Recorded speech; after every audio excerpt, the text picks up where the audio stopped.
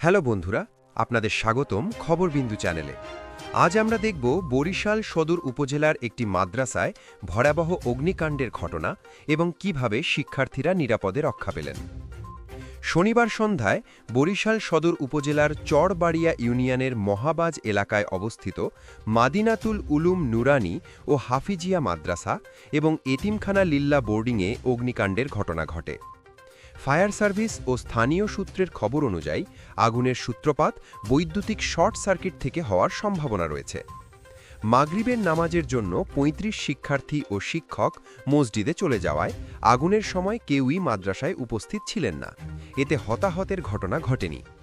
মাদ্রাসার অধ্যক্ষ হাফেজ মাওলানা জাহিরুল ইসলাম জানান, নামাজের শেষের দিকে আগুনের খবর পেয়ে ছুটে গিয়ে দেখা যায় পুরো মাদ্রাসা দাউ দাউ করে জ্বলছে। সব মালামাল পুড়ে গেছে।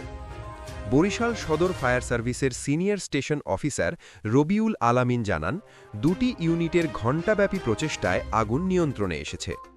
প্রাথমিকভাবে ধারণা করা হচ্ছে বৈদ্যুতিক শর্ট সার্কিট থেকে অগ্নিকাণ্ডের সূত্রপাত। মাদ্রাসা কর্তৃপক্ষের হিসাব অনুযায়ী ক্ষয়ক্ষতির পরিমাণ প্রায় ৩০ লাখ টাকা। ভাগ্যক্রমে শিক্ষার্থীরা নিরাপদে রক্ষা পেলেন। এই ঘটনা আমাদের মনে করিয়ে দেয় আগুনের ঝুঁকি সম্পর্কে সচেতন থাকা কতটা জরুরি। বিশেষ করে শিক্ষা প্রতিষ্ঠান, হোস্টেল এবং মাদ্রাসাগুলিতে নিয়মিত বৈদ্যুতিক চেকিং ও অগ্নি নিরাপত্তা ব্যবস্থা অত্যন্ত গুরুত্বপূর্ণ। বন্ধুরা, এমন খবর আরও জানতে আমাদের চ্যানেল সাবস্ক্রাইব করুন। ভিডিওটি যদি আপনার মনে ধরেছে তাহলে লাইক করুন, কমেন্ট করুন এবং শেয়ার করতে ভুলবেন না।